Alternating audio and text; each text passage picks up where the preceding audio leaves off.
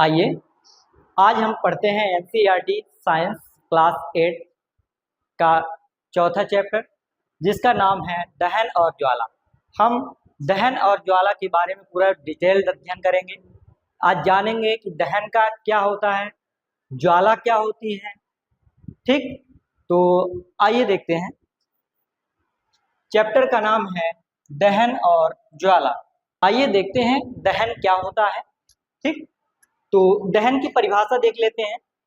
एक रासायनिक प्रक्रिया जिसमें कोई पदार्थ ऑक्सीजन की उपस्थिति में जलकर उष्मा गर्मी और प्रकाश उत्पन्न करता है।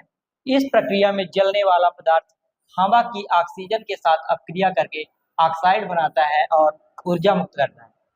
ठीक, तो दहन की परिभाषा क्या कहती है कि दहन एक रासायनिक प्रक्रिया है। ठीक, प्रक्रियाएं दो प्रकार की होती हैं, भौतिक प्रक्रिया होती है, एक रासायनिक प्रक्रिया होती है। तो ये कैसी प्रक्रिया है? क्वेश्चन आता है दहन एक कैसी प्रक्रिया है। तो दहन एक रासायनिक प्रक्रिया है। ठीक, दहन एक रासायनिक प्रक्रिया है जिसमें कोई पदार्थ ऑक्सीजन की उपस्थिति में जलकर ऊष्मा और प्रकाश उत्पन्न करती है। इस प्रक्रिया को हम दहन कहते हैं। ठीक, साफ साफ आसान शब्दों में समझें तो दहन ऑक्सीजन के साथ मिलकर कोई भी पदार्थ जलता है तो वही दहन की प्रक्रिया कहलाती है। ठीक, तो ऑक्सीजन के साथ अपक्रिया करके ऑक्साइड बनाते हैं और ऊर्जा मुक्त करते हैं। अब देखते हैं दहन के मुख्य उदाहरण क्या क्या है। ठीक, तो लकड़ी या कोयले का जलना। लकड़ी या कोयले का जलना एक दहन का मुख्य उदाहरण है। ठीक, तो जब लकड़ी या कोयले को जलाया जाता है तो उसमें मौजूद कार्बन ऑक्सीजन के साथ प्रतिक्रिया करके ऊष्मा और प्रकाश देता है। क्या बता रहा है यहाँ कि जब लकड़ी या कोयले को जलाया जाता है तो ये ऑक्सीजन के साथ क्रिया करके जलता, और कार्बन जब ये लकड़ियां जब जलाई जाती हैं तो ये कार्बन जो होता है तो ऑक्सीजन से क्रिया करता है और क्रिया करने के बाद ऊष्मा और प्रकाश देता है। ठीक, दूसरा उदाहरण देखते हैं एलपीजी यानी कि रसोई गैस का दोहन। अब रसोई गैस का दोहन ये भी एक दहन का प्रकार ही है। ठीक, तो रसोई में उपयोग होने वाली गैस मीथेन या ब्यूटेन ऑक्सीजन के साथ जलकर नीली लौ ऊष्मा और जल वाष्प बनाती है। ठीक, दहन का दूसरा उदाहरण देखें। दहन का दूसरा उदाहरण है एलपीजी का दहन यानी रसोई गैस का दहन। तो रसोई गैस जो एलपीजी होती है उसमें मीथेन और ब्यूटेन का मिश्रण होता है। मीथेन और ब्यूटेन सिलेंडर में भरी होती है। ठीक, यह ऑक्सीजन के साथ क्रिया करती है और नीली लौ ऊष्मा और जल वाष्प बनाती है। ठीक, फिर आता है तीसरा नंबर, पहला नंबर, दूसरा नंबर और तीसरा नंबर, मोमबत्ती का जलना। ठीक, दहन का एक उदाहरण ये भी है मोमबत्ती का जलना। तो मोमबत्ती का ईंधन यानी मोम पिघलकर और बाष्पीकृत होकर ऑक्सीजन से अभिक्रिया करता है जिससे ऊष्मा और ज्वाला उत्पन्न होती है। ठीक, मोमबत्ती का पिघलना एक प्रकार से ऊष्मा के दहन का उदाहरण है। ठीक, आइए आगे देखते हैं अगली स्लाइड में।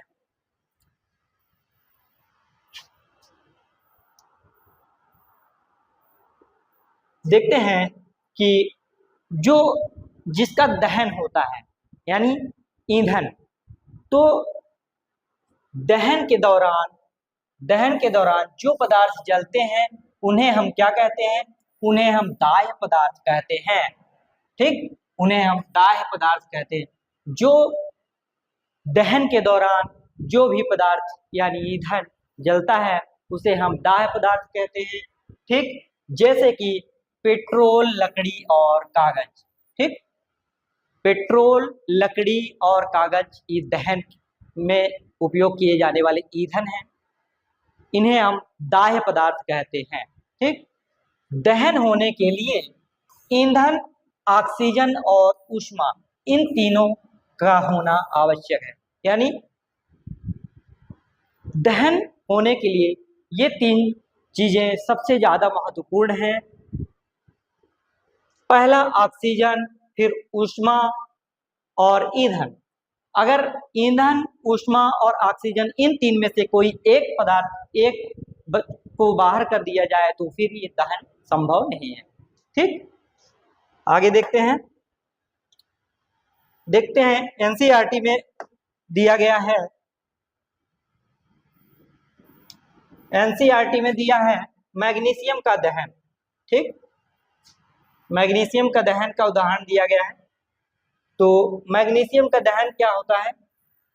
जब मैग्नीशियम का दहन हवा में जलना, दहन यानी हवा में जलना, जब मैग्नीशियम का दहन किया जाता है तो यह हवा यानी ऑक्सीजन के साथ प्रतिक्रिया कर तेज चमकदार और सफेद रोशनी और ऊष्मा के साथ जलता है। ठीक, ये कैसे जलता है? तेज चमकदार और सफेद रोशनी के साथ मैग्नीशियम जलता है। ठीक, इस प्रक्रिया में उत्पाद के रूप में सफेद रंग का मैग्नीशियम ऑक्साइड प्राप्त होता है। ठीक, जब मैग्नीशियम का दहन ऑक्सीजन की उपस्थिति में कराया जाता है तो मैग्नीशियम ऑक्साइड का निर्माण होता है। ठीक, आगे देखते हैं। ये एनसीईआरटी से लिया गया चित्र है। ये मैग्नीशियम का दहन, मैग्नीशियम का दहन हो रहा है, उसी का चित्र दिखाया गया है। ठीक, आगे देखते हैं। अब दहन के लिए आवश्यक क्या है? जो दहन के लिए आवश्यक है वायु है। ठीक, दहन के लिए वायु आवश्यक है। दहन के लिए वायु आवश्यक है। इसके लिए एनसीईआरटी में एक क्रियाकलाप दिया गया है, उसमें दर्शाया गया है कि दहन के लिए वायु आवश्यक क्यों है। आइए देखते हैं। क्रियाकलाप नंबर 1, इसमें ए में दिया गया है एक प्लेट है, उसके ऊपर 2 गुटके रखे हुए हैं और प्लेट के ऊपर मोमबत्ती लगाई गई है, जो मोमबत्ती जल रही होती है, और इसके ऊपर एक दोनों साइड से खुला हुआ कांच का पात्र रख दिया जाता है। ठीक, इसमें अब पहला ये हो गया। दूसरे में प्लेट के ऊपर मोमबत्ती है और कांच का जार दोनों साइड से खुला हुआ वाला रख देते हैं, लेकिन इसमें अब गुटके नहीं लगे होते हैं, और तीसरे वाले में गुटके भी नहीं लगे होते हैं और ऊपर से एक प्लेट लगा दी जाती है। ठीक, तो जिससे अब इस क्रियाकलाप से समझाने का क्या प्रयास किया गया है कि ये पहले ए ऑप्शन में इसमें ऑक्सीजन बराबर सप्लाई हो रही है, ऑक्सीजन मोमबत्ती को बराबर मात्रा में मिल रही है, जिससे मोमबत्ती ठीक तरह से जल रही होती है। सेकंड बी ऑप्शन में दिया गया है कि गुटके निकाल दिए गए हैं, लेकिन ऊपर से एक साइड से कांच का जार खुला हुआ होता है, तो थोड़ी बहुत मात्रा में ऑक्सीजन मोमबत्ती को मिलती रहती है, जिससे मोमबत्ती थोड़ी थोड़ी करके जल बुझ रही होती है, थोड़ी हल्का हल्का जलती रहती है। ठीक, अब तीसरे में देखते हैं सी ऑप्शन में। इसमें गुटके तो पहले ही निकाल दिए गए हैं और ऊपर से इसके ऊपर एक प्लेट और लगा दी गई है। जब एक प्लेट ये लगा दी जाती है तो इसमें ऑक्सीजन की सप्लाई पूरी तरह से बंद हो जाती है, जिसके कारण ये मोमबत्ती पूरी तरह से बुझ जाती है। ठीक, ये क्रियाकलाप। तो इस क्रियाकलाप से निष्कर्ष क्या निकलता है? इस क्रियाकलाप से निष्कर्ष यही निकलता है कि दहन के लिए यानी आग जलाने के लिए ऑक्सीजन सबसे ज्यादा महत्वपूर्ण है। अगर ऑक्सीजन नहीं रहेगी तो दहन संभव नहीं। ठीक, आइए आगे देखते हैं। ज्वलन ताप। ज्वलन ताप क्या होता है समझते हैं। ज्वलन ताप, ठीक, तो ज्वलन ताप यानी इग्निशन टेम्परेचर, यह किसी पदार्थ का वह ताप होता है, किसी पदार्थ का वह न्यूनतम तापमान होता है, न्यूनतम तापमान होता है जिस पर वह पदार्थ गर्म करने पर आग पकड़ लेता है, गर्म करने पर आग पकड़ लेता है और जलना शुरू कर देता है। जब किसी पदार्थ का तापमान उसके ज्वलन ताप तक नहीं पहुंचता तब तक वह जल नहीं सकता। ठीक, तो यह ज्वलन ताप की परिभाषा समझाई गई है कि ज्वलन ताप क्या होता है। तो ज्वलन ताप वह न्यूनतम ताप होता है। क्या न्यूनतम ताप होता है ज्वलन ताप, मैक्सिमम ताप नहीं। ज्वलन ताप सबसे न्यूनतम ताप होता है जिस ताप पर कोई भी वस्तु जलना प्रारंभ कर देती है, उसे ज्वलन ताप यानी इग्निशन टेम्परेचर कहते हैं। ठीक, जब किसी भी पदार्थ को उसके तापमान, किसी भी पदार्थ का तापमान उसके ज्वलन तापमान तक नहीं पहुंचता, जब तक उसके ज्वलन तापमान तक किसी पदार्थ का तापमान नहीं पहुंचता तब तक वह जलना प्रारंभ नहीं करती। ठीक, आगे देखते हैं। ज्वलनशील पदार्थ,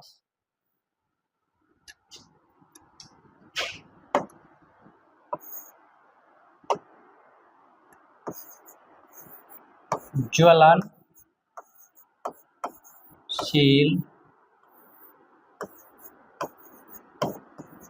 पदार्थ। ठीक, ज्वलनशील पदार्थ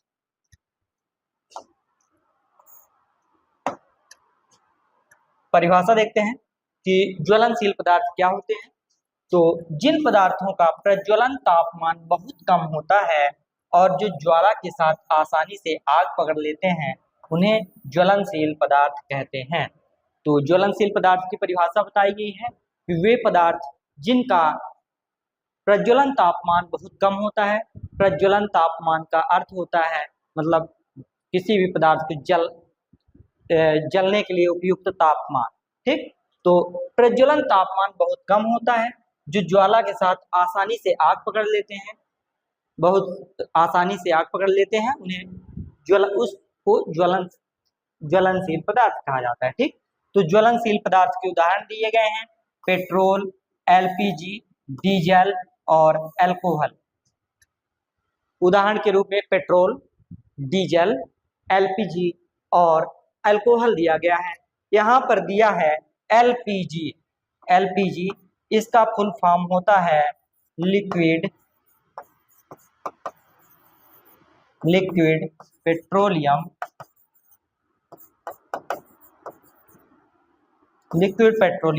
गैस। ठीक, एलपीजी का full form liquid petroleum gas होता है, इसका हिंदी मतलब। ठीक है, आगे देखते हैं दहन के प्रकार।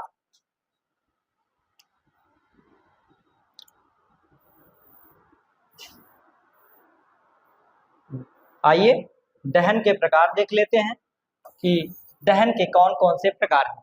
दहन को मुख्यतः 3 भागों में विभाजित किया गया है।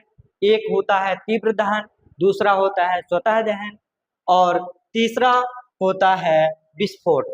ठीक, तो तीव्र दहन, स्वतः दहन और विस्फोट, इनकी परिभाषाएं देख लेते हैं क्या क्या है।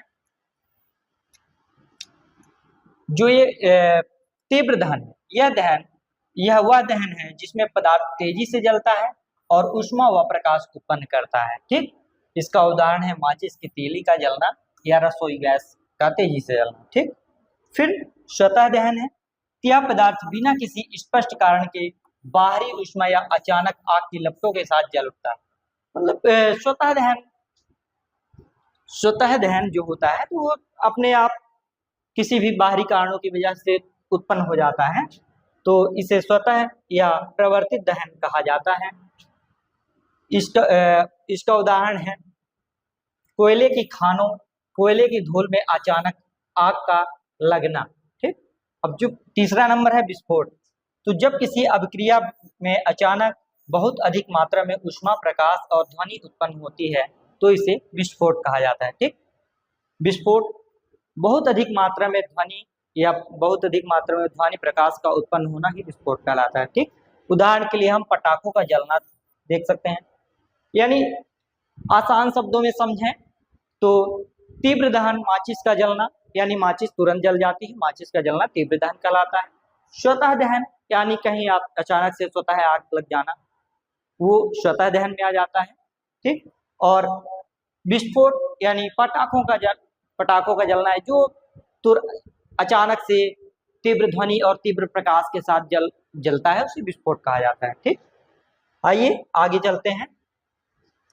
अब हमारे चैप्टर का नाम ही था दहन और ज्वाला, तो दहन के बारे में हमने सारी जानकारी ले ली है और अब देखते हैं ज्वाला के बारे में। ठीक, ये है ज्वाला। तो ज्वाला किसी जलते हुए पदार्थ का वह दृश्यमान यानी दिखाई देने वाला गैसीय भाग है जो दहन के दौरान प्रकाश और ऊष्मा उत्पन्न करता है। केवल वही पदार्थ ज्वाला उत्पन्न करते हैं जो जलने पर बाष्पीकृत होते हैं, जैसे कि मोम या केरोसिन। ठीक, तो ज्वाला की परिभाषा दी गई है कि किसी जलते हुए ईंधन का वह दृश्यमान यानी दिखाई देने वाला गैसीय भाग है जो दहन के दौरान प्रकाश और ऊष्मा एक साथ उत्पन्न करता है। ठीक, तो यह ज्वाला वही पदार्थ उत्पन्न करते हैं जो कि जलने पे बाष्पीकृत होते हैं, यानी जलने पे बाष्प के रूप में उत्पन्न हो, या कि ऐसा नहीं बोल सकते कि जो सीधे गैस हो जाए, गैस बन जाए। ठीक, तो जो पदार्थ जलने पे बाष्पीकृत होते हैं वही ज्वाला उत्पन्न करते हैं। इसके उदाहरण है मोम या केरोसिन। ठीक, तो ज्वाला के मुख्य 3 क्षेत्र होते हैं। ज्वाला के जोन्स जो हैं तो मुख्यतः 3 हैं। एक बाहरी क्षेत्र आउटर जोन, मध्य क्षेत्र यानी मिडिल जोन, और आंतरिक क्षेत्र यानी इनर जोन।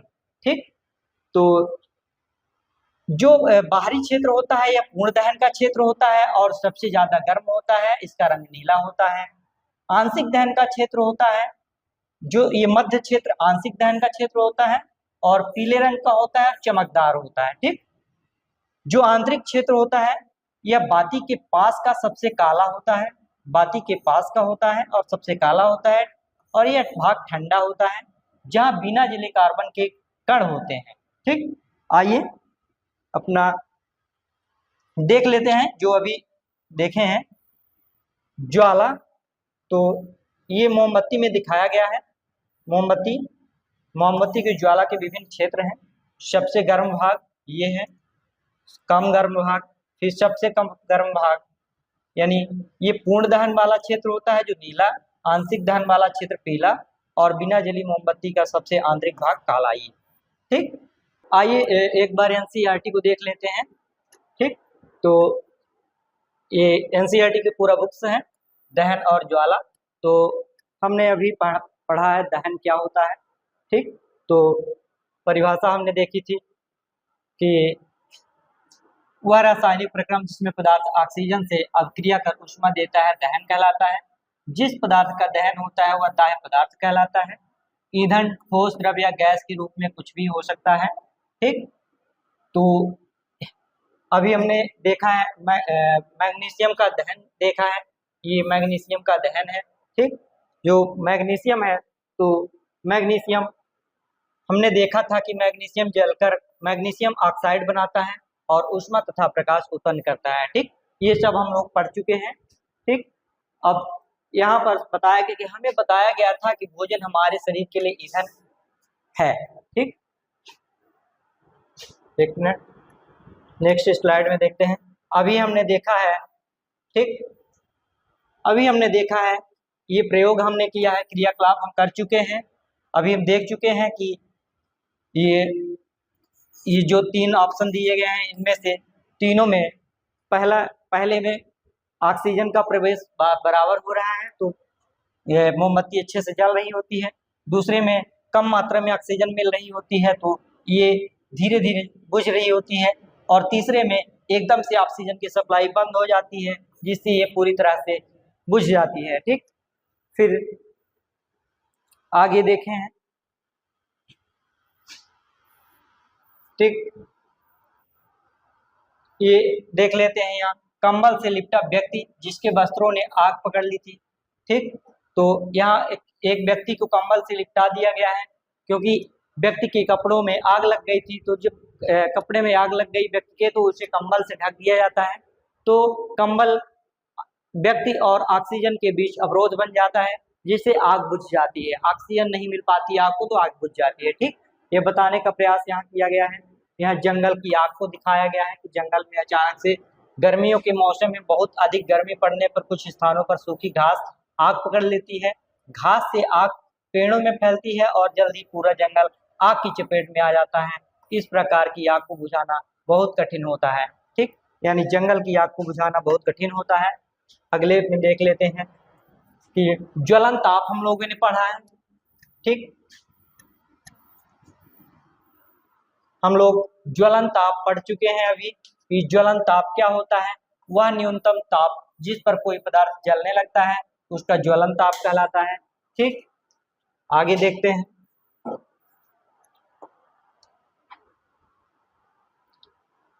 अभी हमने ज्वलनशील पदार्थ के बारे में पढ़ लिया है। यहाँ एनसीईआरटी में ये ज्वलनशील पदार्थ के बारे में भी बताया गया है।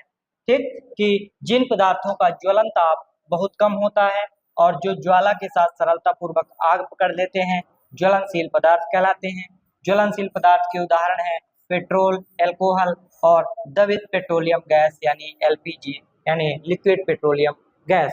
ठीक, अब हम आग पर नियंत्रण के उपयोग आग पर नियंत्रण कैसे करते हैं, कैसे नियंत्रण पाते हैं, इसके बारे में भी हम लोग पढ़ चुके हैं।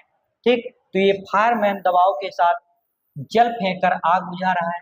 ये फायरमैन जो है तो एक अच्छे प्रेशर के साथ पानी को जहाँ आग लगी हुई है घर में उसमें फेंक रहा है। ठीक, तो जब पानी फेंकता है तो ये क्या करता है, तो जल ज्वलनशील पदार्थ को ठंडा करता है जिससे उनका ताप उनके ज्वलन ताप से कम हो जाता है। ऐसा करने से आग का फैलना रुक जाता है। ठीक, जल वाष्प ज्वलनशील पदार्थ को घेर लेता है जिससे वायु की आपूर्ति बंद हो जाती है और आग बुझ जाती है। ठीक, आगे देखते हैं। आगे हम आग बुझाने की एक तकनीकी के बारे में जानेंगे। ठीक, अभी हम पढ़े हैं कि कार्बन डाइऑक्साइड का उपयोग करके आग को बुझाना। ठीक, तो ये अग्निशामक यंत्र होता है। ये एक अग्निशामक यंत्र है। इसके अंदर कार्बन डाइऑक्साइड भरा होता है। ठीक, आग बुझाने के लिए कार्बन डाइऑक्साइड सबसे अच्छा अग्निशामक है। ऑक्सीजन से भारी होने के कारण CO2 आग को एक कंबल की तरह लपेट लेती है। इससे ईंधन और ऑक्सीजन के बीच संपर्क टूट जाता है। अतः ऑक्सीजन के बीच संपर्क टूट जाता है, अतः आग पर नियंत्रण हो जाता है। CO2 का अतिरिक्त लाभ यह है कि सामान्यतः विद्युत उपकरणों को कोई हानि नहीं पहुंचती। ठीक, तो आग बुझाने के लिए जो कार्बन डाइऑक्साइड का उपयोग करते हैं, कैसे काम करती है कि कार्बन डाइऑक्साइड जो है ऑक्सीजन से भारी होती है। ठीक, कार्बन डाइऑक्साइड ऑक्सीजन से भारी होती है जिससे कार्बन डाइऑक्साइड के ऊपर एक चादर के रूप में लपेट लेती है जिससे ऑक्सीजन की सप्लाई बंद हो जाती है और आग बुझ जाती है। ठीक, आगे देखते हैं। आगे यहाँ बताया गया है,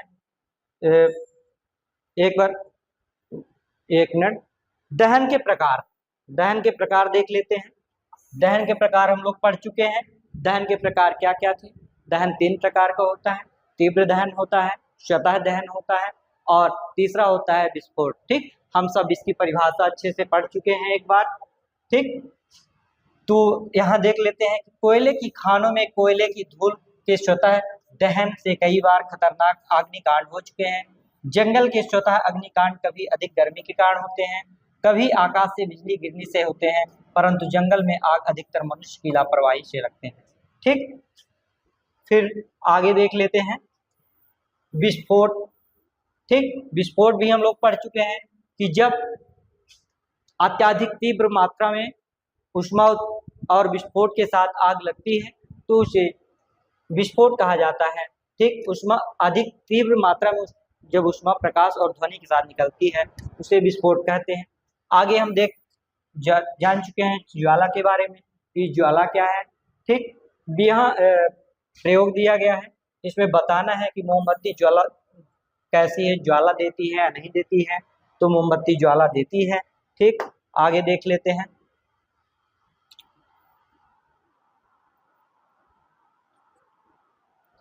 ठीक, तो यहाँ जो अभी पढ़े हैं हम कि दहन के प्रकार, तो पूर्ण दहन तो नीला बनता है और बाह्य क्षेत्र में नीला रंग रहता है। आंशिक दहन पढ़ें तो उसमें मध्य भाग पीला हो जाता है और बिना जली मोमबत्ती का सबसे आंतरिक और काला क्षेत्र, ये सब हम पहले ही स्लाइडों में पढ़ चुके हैं। ठीक, अब स्लाइड में एक चीज छूट गई थी, आदर्श ईंधन। ठीक, तो आदर्श ईंधन वे ईंधन होते हैं जो हमें आसानी से उपलब्ध हो, आसानी से हर जगह मिल जाए, कम पैसे में मिल जाए और अच्छी प्रकार से उनकी ज्वलन की क्षमता ज्यादा हो। ठीक, तो वे आदर्श ईंधन कहलाते हैं। सामान्यतः ऐसा कोई ईंधन नहीं है जिसे एक आदर्श ईंधन माना जा सके। ठीक, हमें ऐसा ईंधन ढूंढना चाहिए जो कि विशिष्ट उपयोग का अधिकांश आवश्यकता की पूर्ति करता हो। ठीक, आगे देखते हैं ईंधन क्षमता। तो ईंधन क्षमता किसी ईंधन के 1 किलोग्राम के पूर्ण दहन से प्राप्त ऊष्मा ऊर्जा की मात्रा, उसका ऊष्मीय मान कहलाती है। ईंधन के ऊष्मीय मान को किलो जूल प्रति किलोग्राम के मात्रक से प्रदर्शित करते हैं। ठीक, तो ठीक, आगे देखते हैं। अब यहाँ सारणी दी गई है, ये एक सारणी दी गई है। इस सारणी में ईंधनों के ऊष्मीय मान के बारे में बताया गया है कि किस ईंधन का कितना ऊष्मीय मान होता है। तो गोबर के उपले का ऊष्मीय मान 6000 से 8000 किलो जूल पर केजी होता है। लकड़ी के ऊष्मीय मान 17000 से 22000 पर केजी किलो जूल पर किलोग्राम होता है। ठीक, कोयले का ऊष्मीय मान 25000 से 33000 किलो जूल पर केजी होता है। पेट्रोल का 45000, मिट्टी के तेल का 45000, डीजल का 45000 और मेथेन का 50000, सीएनजी का 50000 ही होता है, एलपीजी 55000 और सबसे ज्यादा जो हाइड्रोजन गैस होती है, सबसे ज्यादा हाइड्रोजन गैस, उसका ऊष्मीय मान 1,50,000 होता है। ठीक, और यहाँ पर उष्णन के बारे में बताया गया है। उष्णन यानी ग्लोबल वार्मिंग। तो अधिकांश ईंधनों के दहन से पर्यावरण में कार्बन डाइऑक्साइड गैस निकलती है। वायु में कार्बन डाइऑक्साइड गैस की अधिक मात्रा सामान्यतः विश्व उष्णन यानी ग्लोबल वार्मिंग का कारण बनती है। ठीक, तो ग्लोबल वार्मिंग का कारण क्या है? ग्लोबल वार्मिंग का मेन कारण वायु में कार्बन डाइऑक्साइड की अधिक मात्रा का मिलना होता है। ठीक, ठीक है, अब हमने क्या क्या इस चैप्टर में सीखा है वो एनसीईआरटी के इस पेज के माध्यम से हम समझते हैं। आपने क्या क्या सीखा है, यहाँ के प्रमुख शब्द क्या क्या थे? अम्ल वर्षा, ऊष्मीयमान, दहन, विस्फोट, वनोन्मूलन, ज्वाला, अग्निशामक, ईंधन, ईंधन क्षमता, विश्वउष्णन, आदर्श ईंधन, ज्वलन ताप और ज्वलनशील पदार्थ। इन सब के बारे में हमने एक एक करके डिटेल अध्ययन कर लिया है। ठीक, तो आपने क्या क्या सीखा एक बार इसको भी देख लेते हैं कि जो पदार्थ वायु में जलते हैं वे दाह्य कहलाते हैं। दहन के लिए वायु ऑक्सीजन होती है, ऑक्सीजन यानी आवश्यक होती है। दहन के प्रक्रिया में ऊष्मा और प्रकाश उत्पन्न होते हैं। ज्वलन ताप वह निम्नतम ताप है जिस पर दाह्य पदार्थ आग पकड़ लेता है। ज्वलनशील पदार्थों का ज्वलन ताप बहुत कम होता है। ठीक, और आग उत्पन्न करने हेतु आवश्यकताओं में एक से अधिक को हटाकर आग पर नियंत्रण पाया जा सकता है। यानी एक या एक से अधिक पदार्थ को हटाकर आग पर नियंत्रण प्राप्त कर लिया जाता है। आग पर नियंत्रण पाने हेतु सामान्यतः जल का प्रयोग किया जाता है। विद्युत उपकरणों और तेल से लगी आग को नियंत्रित करने के लिए हम जल का उपयोग नहीं करते हैं, क्योंकि अगर आग तेल से लगी हुई होती है तो हम जानते हैं कि तेल जो होता है ऑयल वो भारी होता है जल से। तो